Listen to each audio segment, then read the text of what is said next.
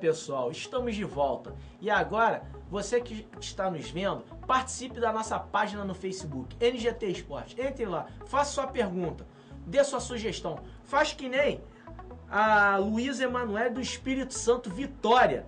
Ela pergunta se o Fluminense tem que se preocupar com o rebaixamento. Emanuele, não é só o Fluminense não, Flamengo e Vasco.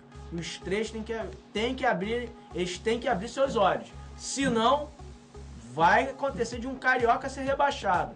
Fluminense, parece que depois que foi eliminado da Libertadores, perdeu, saiu dos trilhos. O trem tricolor saiu dos trilhos. Agora também temos uma pergunta de João Paulo de Azevedo, Rio de Janeiro, Olaria. Ele me pergunta sobre o basquete masculino. Eu já falei no bloco passado. Isso é resultado de péssimos investimentos da Confederação Brasileira de Basquete. Nós tínhamos no feminino uma das melhores seleções da história. Era para, com aquela seleção de Hortência, Marta, fazer uma base, um investimento na base e buscar uma seleção melhor ainda. Um basquete masculino tinha Oscar, Marcel, grandes jogadores, até formou bons jogadores, estão todos na NBA. Aí quando chega agora na hora de representar o Brasil, não aparecem. Tudo bem, não vou entrar, eu vou pegar o caso do Thiago Splitter. Thiago Splitter está numa renovação de contrato, um contrato que chega na casa de 70 milhões. Tem que ter seguro, tem que ter uma série de coisas para ele vir. E o cara tem que se preocupar em alguns momentos com ele. Agora, tem que defender a amarelinha, tem que defender as nossas cores. Mas a culpa não são dos atletas, a culpa está exatamente na confederação, que não investe adequadamente. O Brasil perde muitos desportos nacionais por causa de investimento, não saber investir na base. Aí fica dependendo lá do interior de São Paulo, onde lá tem um investimento bacana no basquete. Lá as cidades como Franca respiram, eles respiram o basquete. E aí formam grandes jogadores, formam treinadores, preparadores físicos, formam tudo. Agora, o Comitê Olímpico Brasileiro, Confederação Brasileira de Basquete, Ministério dos Esportes não estão nem aí, só querem saber de oba-oba. E aí o basquete está nessa pindaíba. Basquete que era o segundo esporte do brasileiro. Hoje é o terceiro, e olha que daqui a pouco tá perdendo para natação, tá perdendo para o handebol, porque hoje o segundo esporte nacional é o voleibol. Todo mundo pratica. Antigamente era o basquete, agora basquete jogado às traças, deu um upgrade agora com a NBB. NBB deu uma outra cara pro basquete, tem o investimento da televisão, da mídia. Quem sabe, daqui a um tempo aparecer alguns grandes jogadores.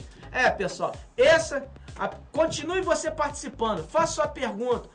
Puxe assuntos polêmicos como esse do basquete, que é assunto polêmico. O basquete está no que está, é culpa dos dirigentes deles. Eles não sabem investir. Então mande sua pergunta, entre lá no Facebook, NGT Esporte. Faça que eu vou tentar responder da melhor forma possível. Eu e minha equipe aqui.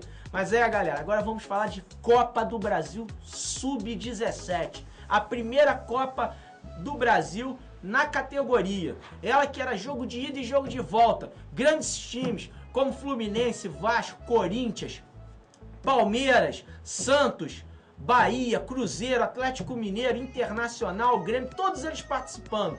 E aí chegaram os dois grandes finalistas, Flamengo e São Paulo. E deu São Paulo. São Paulo que tem a base da seleção sub-17. Destaque para Bosquilho. Igualzinho ao Oscar. Mesma categoria. Parece um veterano jogando. Que jogadoraço. Evandro e João Paulo, a dupla de ataque de São Paulo, é espetacular. São jogadores velozes e habilidosos. Não vamos deixar de falar do Flamengo também. Flamengo que tem, acho que, um dos principais jogadores da seleção sub-17. Caio Rangel, camisa 10. Garoto já puxa a responsabilidade.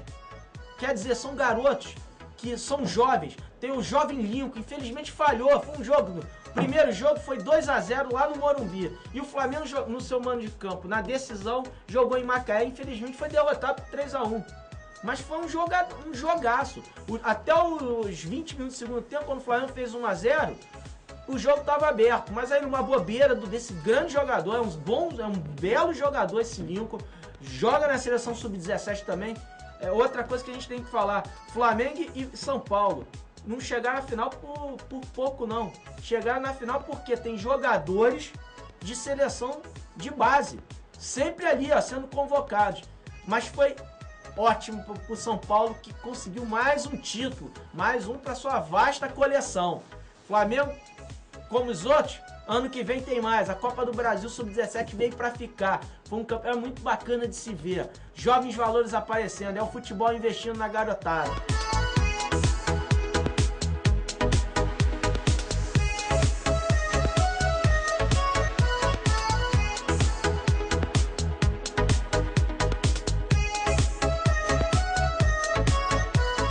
Agora vamos falar dos adultos. Copa do Brasil, a decisão das oitavas de final. Não deu pro Fluminense. O Fluminense foi lá. O Fluminense tinha ganho no Maracanã de 1-0 do time do Goiás. Chegou lá no Serra Dourada pensando em segurar o resultado e novamente o Fluminense esbarrou nos erros de passe. Num time lento, sem movimentação, um time engessado, o time do Fluminense. O Fluminense parece que não consegue criar. Jogadores como Felipe, Wagner, parece que desaprenderam de jogar, eles que são tão criativos, perdeu força. Realmente, a lateral direita, o jovem não pode ficar botando a pressão sobre o jovem Julião. O garoto não, é garoto, é jovem, não pode ficar botando pressão nele. E aí o time armadinho do Goiás foi lá, capitaneado por quem? Pelo gordinho do campeonato, o Walter, e ganhou de 2-0, eliminando o Fluminense.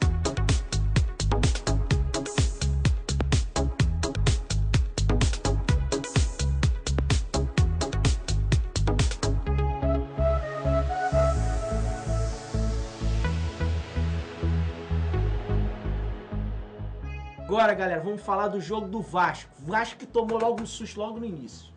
1-0, abriu Danilo Rios de pênalti. Ele que pegou, Diogo Silva pegou o pênalti, voltou no rebote e fez. E aí, o Vasco que começou esse jogo meio que dormindo, acordou pro jogo. E aí, com mais volume, com mais preparo físico, com jogadores tecnicamente melhores, o time do Vasco conseguiu a virada. Darkson empatou e depois de Marlone, que é um jovem valor da categoria de base, que parece que agora tá pegando força, passou por um período entre sai e volta pro Júnior, tá começando a mostrar seu futebol, que sempre mostrou muito bem nas categorias de base. Sempre foi o camisa de 10 nas categorias de base e tá mostrando. E foi lá, ele que fez o gol da virada. E o Vasco depois jogou naquilo, mantendo o resultado, buscando o jogo, se poupando até mesmo pro jogo do Campeonato Brasileiro.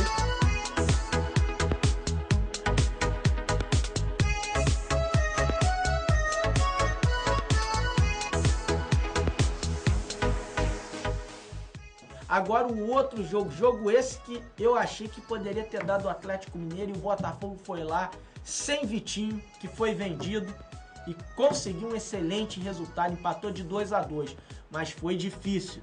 O time do Atlético foi pra cima, mas o Botafogo não ficou retraído não. Isso que foi bacana do time de Oswaldo de Oliveira. O time foi pra cima, buscou, brigou. Lodeiro foi um leão em campo. O Uruguai brigou. Rafael Marques, o time todo foi muito bem aplicado. O time foi aplicado tecnicamente. Principalmente o setor defensivo, capitaneado exatamente por Dória. Dória que foi muito bem nesse jogo e fez o gol de empate.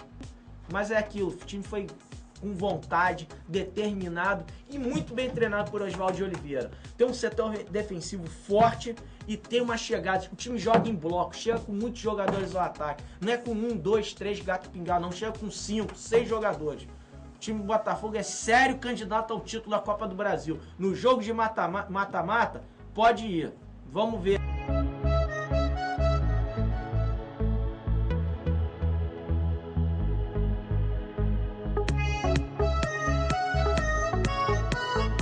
Agora vamos falar, acho que do jogo da rodada.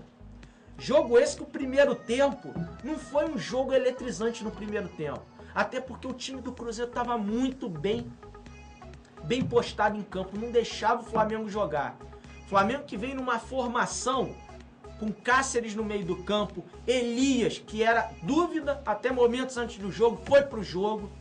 E o Flamengo veio no meio de campo com o André Santos, com Carlos Eduardo, Cáceres e o Elias.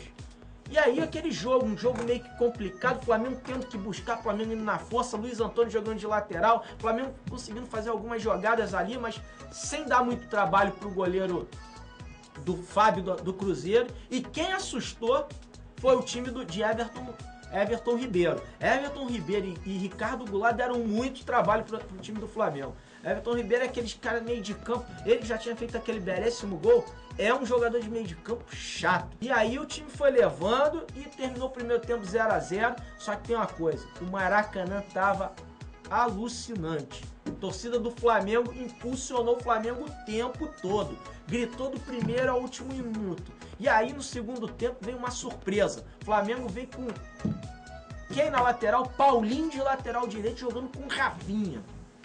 Os dois infernizaram o lado esquerdo do time do Cruzeiro. Infernizaram. O Egídio, que todo mundo sabe na época de Flamengo, nunca foi um bom marcador. Sempre chegou bem à frente. E aí o Flamengo começou a pressionar.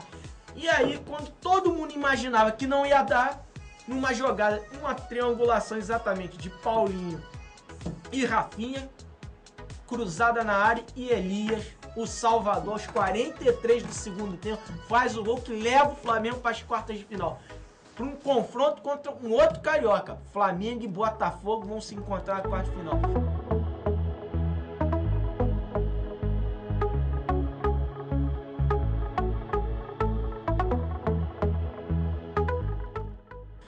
Galera, foi uma Copa no final, uma quarta-feira eletrizante que tivemos na Copa do Brasil. E os confrontos da Copa do Brasil agora vão ser confrontos interessantes.